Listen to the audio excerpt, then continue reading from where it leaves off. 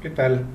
Continuamos con la sesión número 3, pero previamente quiero hacer un pequeño cierre con las dos sesiones anteriores. Así que permítanme, por favor, mencionar que para el caso de las reflexiones en cuanto al documental, así mismo como al artículo, pues fueron revisadas en muchísimos casos, hice comentarios también al respecto, en algunos solamente les agradecí la reflexión y bueno, se asentaron las calificaciones. Eh, Creo que todos venimos de una semana, bueno, venimos de una temporalidad bastante compleja en cuanto a que salimos de contingencia, luego tuvimos estas lluvias que nadie se esperaba y creo que hubo gente que tuvo problemas mayores, inclusive con la cuestión técnica.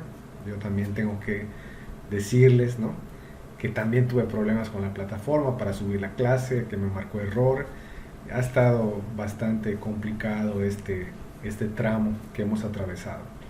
Y además hubieron compañeros de ustedes que por razones técnicas no pudieron inscribirse, perdón por el mosco, no pudieron inscribirse ni matricularse en el curso, por lo tanto también recién se están incorporando al curso y pues tendrán que ponerse al día. Bien, no quiero hacer el preámbulo demasiado largo. Sí estoy pensando seriamente que hacer un replanteamiento en cuanto a las tareas y me gustaría comunicarles en breve un reagrupamiento de las tareas de tal manera que dejemos una tarea cada jueves, ya no sean dos entre semana, o sea, este martes no vamos a tener tarea. Y en lugar de tener tarea, dejaremos quizás algún comentario en un foro en específico que va a estar en la página, en la parte inferior de los materiales.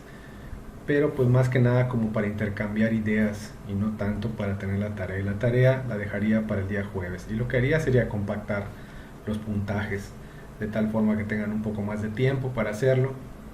Eh, y y que pues también yo sé que están haciendo otras asignaturas probablemente de manera simultánea y que esto pues ha generado retos diferentes para todos. En fin, vamos directo al asunto.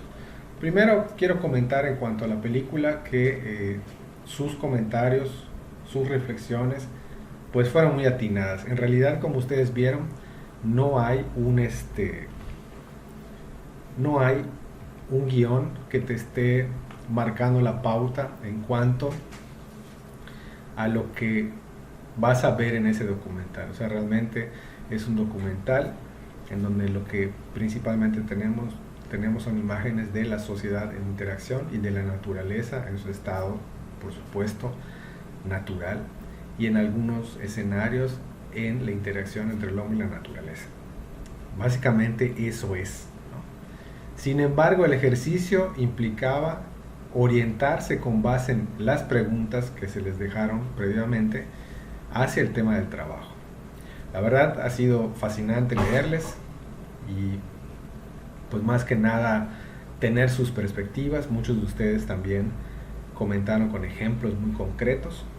Vale la pena señalar que muchísimos de ustedes tampoco pudieron evitar mencionar los factores como la pobreza, la desigualdad, el trabajo precario, las malas condiciones de vida, las cuestiones insalubres, el daño hecho a la naturaleza, la forma en que tenemos que readaptarnos y por supuesto muy ad hoc al al tiempo que nos toca vivir de la cuestión de la reflexión, ¿no? Pero retomando el tema del trabajo, el documental básicamente sirve como una manera crítica de ver nuestra sociedad en esta globalidad de la que tanto hemos hablado. Siempre estamos pensando en que nosotros como profesionistas podemos desempeñarnos en cualquier lugar, en cualquier empresa, en cualquier ámbito relacionado con nuestra profesión e inclusive pensar también que podemos desempeñarnos en algún ámbito que no esté demasiado cerca de nuestra profesión. Y eso también complementa con el tema del artículo, ¿no? Entonces son las dos cosas. Eh, ha sido de verdad impresionante leer todos los trabajos, no solamente impresionante por lo que ustedes escriben ahí, sino porque la cantidad de trabajos también es impresionante hacerlo y hacer esta dinámica de trabajo en línea. Una cosa es la teoría y otra cosa es la práctica. Ahora sí que estoy poniendo en práctica toda la teoría y déjenme decirles que es bastante retador, ¿no? O sea, también hay que enfrentar ciertas vicisitudes respecto del trabajo. Pero definitivamente lo que tenemos ahí pues es como un preámbulo para entrarle o para continuar con el tema, ¿no? Pero sí quiero apuntalar al menos los subincisos del apartado anterior. La certificación de competencias. Bueno, de alguna manera vieron todo tipo de trabajos en el documental, o muchos tipos de trabajos en el documental, en donde uno pudiera asumir que está el trabajo calificado y el trabajo no calificado, que está el trabajo de el artesano y el trabajo del político y el trabajo del académico y el trabajo del investigador, y cada uno de esos está diferenciado y requiere de ciertos conocimientos, habilidades y destrezas para aplicarlos en ese mundo del trabajo. Pero esos conocimientos, habilidades y destrezas ahora en los nuevos modelos educativos se transforman a competencias.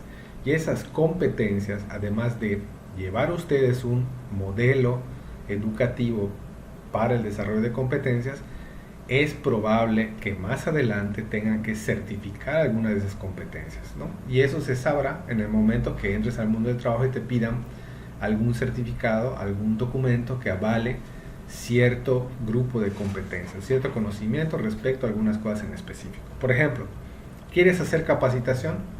Bueno, tienes la alternativa de ir a la Secretaría del Trabajo y Previsión Social y averiguar cuál es el checklist o la lista de cotejo de los puntos que requieres para ser instructor con el aval de la Secretaría del Trabajo y Previsión Social. Y lo más seguro es que te digan que vas a tener que cursar o presentar un examen de una cosa que se llama norma conocer, y presentas el examen, el cual tiene algunas etapas, de tal forma que puedas demostrar que eres capaz de dar cursos de instrucción presencial, semipresencial o en línea.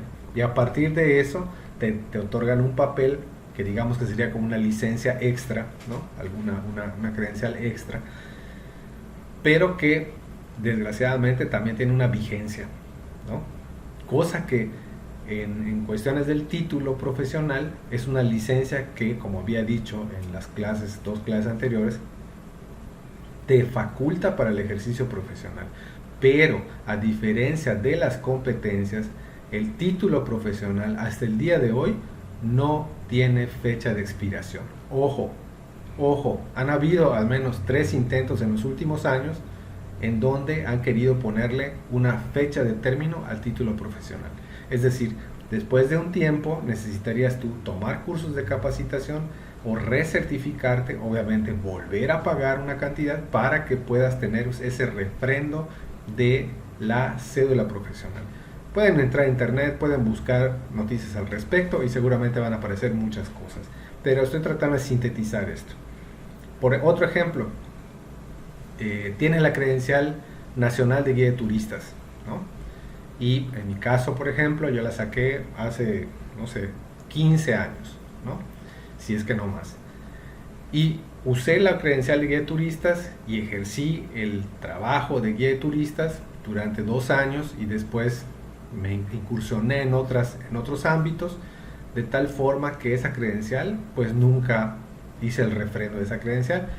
El caso es que esa credencial hoy ya no es tan sencillo sacarla, y me parece que creo que ya ni la clave está vigente, así que tendría que ver cómo refrendar esa credencial, pero pues básicamente es una manera de volverte a cobrar y de hacer este continuo refrendo. No es lo único, ni estoy diciendo que sea malo, ni estoy diciendo que sea perverso, ni estoy diciendo absolutamente nada en ese tenor. Lo único que estoy diciendo es que tenemos que ser conscientes sobre nuestro perfil profesional, cómo lo vamos a complementar, qué necesitamos adicionalmente a nuestro título y qué queremos realmente reforzar. Porque una cosa es que yo tenga, por ejemplo, uno o dos idiomas adicionales, pero también los estoy estudiando a lo mejor desde la primaria, los estoy estudiando en la secundaria, y ahora en tu carrera sería muy conveniente que pudieras obtener una certificación internacional sobre el idioma que estés estudiando, y que eso pudiera abrirte muchas puertas. Tampoco es una garantía, pero es una herramienta más. Pensemos entonces que para entrarle al mundo del trabajo necesitamos de esa caja de herramientas, de ese backpack, de esa mochila en donde tenemos una serie de herramientas, ¿no? Que algunas de esas herramientas tendrán su certificado, tendrán un papel que avale, ¿no? Pero si no tienes el certificado y tienes la herramienta, también es parte de este proceso de empleabilidad, o de aprender a usar la empleabilidad a tu favor, de cómo vas a justificar y cómo vas a demostrar que posees esos conocimientos, habilidades y destrezas. Entonces, bien, vamos a empezar con esto. Dejé mucho tiempo la diapositiva, pero voy a tratar de hacerlo lo más rápido posible, porque este es el cierre de las dos sesiones anteriores. No sé si mientras escuchaban pudieron medio leer algo, pero lo primero que aparece en la columna de la izquierda es una serie de refranes o dichos populares relacionados con el trabajo. Y una de las cosas que he empezado a comentar o a socializar desde hace más o menos 3 años es que la cultura se vive y se aprende a través de los sentidos. Seguramente alguien más lo dijo y a mí se me quedó en el cerebro y hice un refrito y lo puse allá. Pero lo importante es que esto que estoy diciendo sobre la cultura aplica igual para el trabajo. Y me llama la atención que dentro de todos esos refranes o dichos populares que están relacionados con el trabajo, ¿no?, el que más me impacta siempre es ese de nadie aprende en pellejo ajeno. Y esta introducción al mundo del trabajo tiene mucho de esa parte que quiero romper. O sea, es decir, hay un ciclo en donde a la gente de cierta edad le dice a la siguiente generación algunos tips y trucos, algunas recomendaciones, algunas características de lo que van a vivir, y como que no se presta la atención. Yo espero que realmente en estas 60 y tantas horas algo se te quede de los tips, de los trucos, de las recomendaciones sobre el mundo del trabajo. Alguna herramienta, alguna cosa de las que voy a plantear a lo largo del curso, espero que se queden, porque es la única manera de romper con esa idea de que nadie aprende en pellejo ajeno. Si seguimos manteniendo una idea de esas, pues entonces vamos a la universidad y aprendemos ¿qué? Aprendemos las teorías, aprendemos las metodologías, pero luego a la hora de aplicarlas, ¿cómo? Y así nos podemos hacer una serie de preguntas. Pero lo más importante es que, a pesar de tener todas esas herramientas teóricas y metodológicas para el mundo del trabajo, siempre nos quedamos como un poco cortos en ese sentido, ¿no? ¿Por qué? Porque el mundo del trabajo hay que vivirlo, hay que sentirlo, ¿no? Hay que hacer las entrevistas, hay que buscar los espacios, hay que tratar de abrir espacios. No podemos quedarnos con una idea cerrada de lo que significaría, por ejemplo, para tu licenciatura, el campo de trabajo. A veces está escrito en las licenciaturas campo de trabajo y dicen, no, pues tú puedes trabajar en tal, cual, no sé qué, hacer esto, X y Y. No podemos cerrarnos ahí, tenemos que buscar más allá de eso. Y los tiempos que vamos a vivir a partir de ayer ya nos urgen hacer estas modificaciones en el desempeño profesional, en nuestra mentalidad para enfrentar el mundo del trabajo, que ahora va a estar mucho más difícil y mucho más competitivo. Entonces, bien, yo creo que hay una idea, porque también comentaron en los trabajos, ¿no?, sobre el concepto de trabajo, y no se trata de ninguna religión en específico, ni de una clase de religión, simplemente es un ejemplo de que el trabajo realmente está relacionado con cosas, pues, dolorosas, negativas, y no es positivo. Últimamente se le ha visto el trabajo como algo positivo, pero como muchos de ustedes señalaron y muchas de ustedes señalaron en su reflexión, el trabajo no es un acto natural. O sea, partamos de allá. Y seguramente los que dijeron eso ahorita se están identificando con eso. Pero el trabajo es un hecho difícil, penoso, tortuoso, cuesta hacerlo, ¿no? Y en muchas ocasiones no tienes más alternativas que hacer ese trabajo. Inclusive, bueno, en la Biblia está este pasaje de te ganarás el pan con el sudor de tu frente, que el libro de Génesis al parecer fue escrito en el siglo I antes de nuestra era, ¿no? Entonces, el autor de este libro se le atribuye a un personaje llamado Abraham. Entonces, bueno, por ahí empezamos, pero también es importante señalar que la palabra trabajo está asociada también con el trabajo de parto de las mujeres, o sea, es decir, tener un bebé, parir, está asociado con la labor de parto, el trabajo de parto, y es algo doloroso, es algo difícil, es algo complejo, ¿no? E implica sufrimiento. Entonces, ¿cómo vamos asociando la parte esta del trabajo con el sufrimiento? Entonces, aquí hay otra definición de trabajo, y trabajo deriva de la palabra tripalium, y el tripalium pues era un instrumento de tortura, ¿no? Estamos hablando de siglo VI, ¿no? Y que definitivamente vemos ahí la imagen y pues no es nada agradable, ¿no? El tripalium, tripaliarium, y es trabajo, pues trabajar, y así es como se va derivando el tema el vocablo de trabajo, ¿no? Pero también vamos a encontrar una serie de cuestiones que se le asocian con el desarrollo del vocablo, ¿no? Para los que estudian turismo, bueno, este es un dato que también les pudiera interesar, y cómo el trabajo da como resultado en el inglés la palabra travel, ¿no? Y cómo también pues es una cuestión de viaje, pero cansador, ¿no? Y más tarde, bueno, simplemente viaje. Al final de cuentas, trabajo y tortura tienen el mismo origen, eso pues ya nos queda claro, ¿no? Pero en su sentido más antiguo es sufrir y padecer. Así que eso hay que tomarlo en cuenta. Por otro lado, también en las lenguas germánicas y eslavas, ¿no? Pues trabajo tiene que ver con sufrimiento. Y ahí viene una cosa sobre el alemán y sobre el inglés. También sobre el eslavo. Son como detallitos culturales, pero al final de cuentas parece que en todos los idiomas, ¿no? En todas las culturas, el trabajo está asociado a algo de tortuoso, ¿no? Algo que se sufre y algo que se padece. Totalmente contrastante cuando te dice una empresa, te tienes que poner la camiseta, te pones la camiseta, quiere decir, te tienes que quedar los extras, tienes que echarle más ganas, hay que ser más productivo, tienes que ser más eficaz, tienes que conseguir clientes, tienes que abrir la cartera o ampliar la cartera de clientes, tienes que mil cosas, ¿no? Todo en favor de la productividad de la empresa, y eso se asocia como ponerse la camiseta con la empresa, de la empresa, y no necesariamente eso pues sea lo más positivo para el trabajador, ¿no? Y a eso ya retomaremos más adelante. Paréntesis, recomendación: si puedes tomarte un tiempo hoy, mañana, el sábado, el domingo, cuando puedas, cuando quieras, te recomiendo altamente ver esta película de El Mil Usos, también un poco en memoria de don Héctor Suárez, que recién acaba de fallecer. El Mil Usos es una película que explica de manera cruda, folclórica, en su lenguaje, ¿no?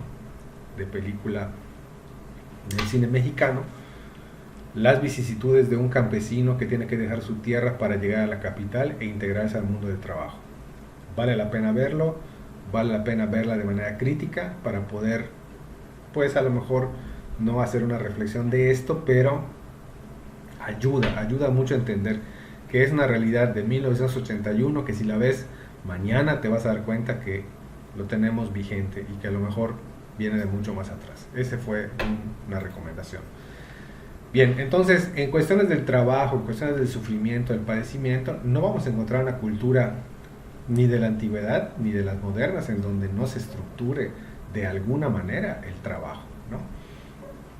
Así que los que trabajaban no eran precisamente las clases privilegiadas. En los estratos más elevados de la sociedad, como en este caso que son los egipcios, pues estaban los dirigentes, los sacerdotes, o sea, todo lo que tiene que ver con la política, con la religión, y los que trabajan son generalmente los sirvientes y son los estratos más inferiores, ¿no? Los romanos no se quedan atrás, ¿no?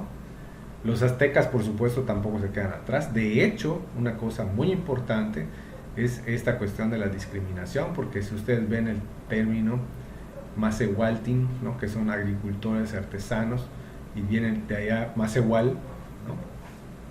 Y el Macehual, pues se puede usar para dirigirse a este grupo de estrato social, pero también en términos peyorativos se usa, como muchos otros términos que igual en la cultura maya se usan coloquialmente de manera ofensiva.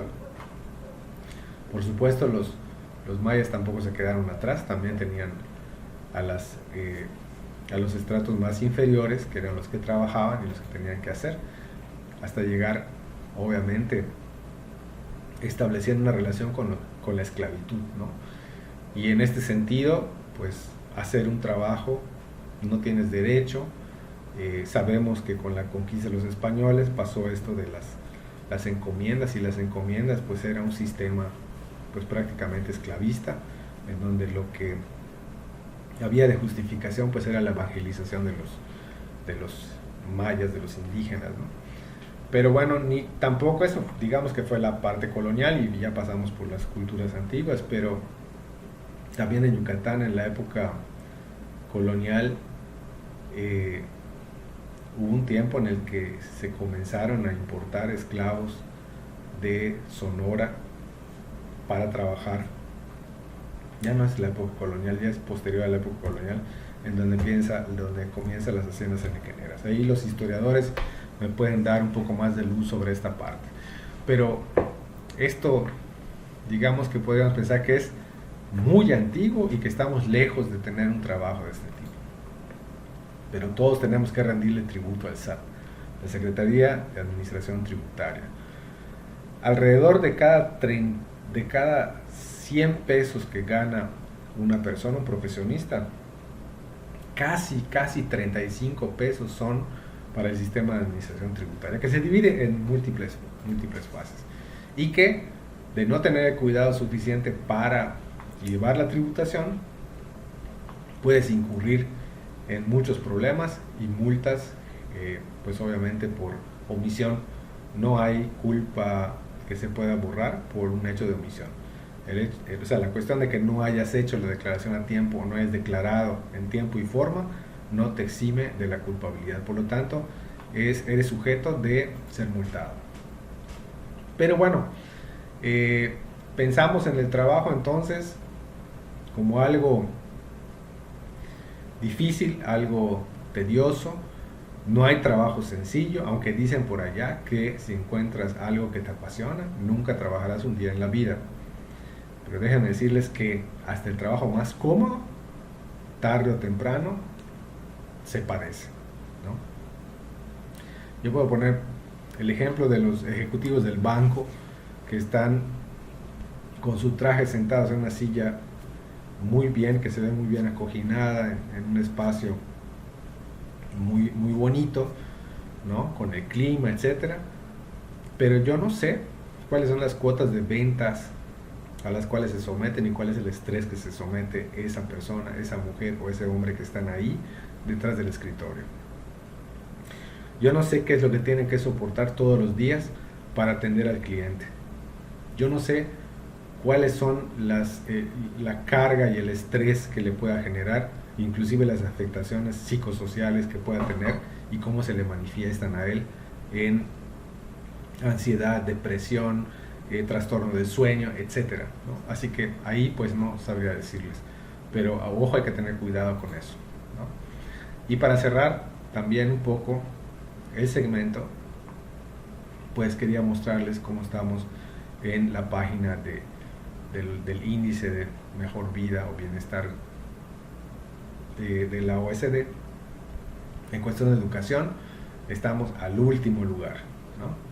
O sea que ahí le tendremos que echar más ganas nosotros de manera autodidacta para complementar todo lo que podamos obtener de la licenciatura, todo lo que podamos obtener del sistema de educación pública gratuita, y nosotros tenemos que complementar nuestras herramientas. Digamos que esto es una base para salir allá, para prepararnos al juego verdadero que es el trabajo. Por supuesto, eso es para los que vayan a trabajar, salir a la licenciatura. Si vas a estudiar un posgrado, pues es la misma canción. Tienes que prepararte muy bien para rendir la batalla en la selección de ingreso a un posgrado. En cuestión de empleo y en cuestión de ingresos, pues ahí se puede ver en cuestión de empleo, pues estamos en la parte de España, México. Nos quedamos por acá. Aparentemente estamos bien, eso quiere decir que tenemos mucho empleo. Pero no hay que perder de vista que pueden haber muchas oportunidades, pero habrá que ver en su momento cómo está el tema de los salarios. Y veamos acá la cuestión de ingresos y vemos que estamos en el cuarto lugar. O sea que mucha oferta con poca paga. Ahí vean ustedes cómo estamos en la cuestión del balance vida-trabajo, que ese es un problema, aunque también podríamos incorporar ese problema ahora en un balance entre vida, trabajo y escuela, porque eso es algo que están mencionando ustedes, y luego vamos a abordar más adelante la cuestión del binomio o de la dicotomía de experiencia y titulación, experiencia y juventud, y cómo si te dan o no te dan el trabajo con base en esto. Habrá que ver esos modelos que también se mencionan en el artículo, que son como el modelo de educación dual en Alemania. No precisamente este modelo menciona en el artículo, sino que menciona en el artículo que se está fomentando la formación técnica, y que en esa formación técnica que se está fomentando, ¿no?, existe esa conexión eficaz entre el mercado laboral y la escuela, cosa que tendremos que también pensar creativamente de cómo vamos a remontar nosotros desde nuestras licenciaturas, desde nuestra facultad, y cómo vamos a cerrar la brecha, ¿no? Yo creo que tiene que ver mucho también con los egresados y el seguimiento que les vamos a ir dando a los egresados para poder hacer esa vinculación. Voy a hacer una pausa hasta aquí y continuamos en el siguiente segmento ya con la sesión de la vida después de la escuela o incluso antes. Ahorita nos vemos.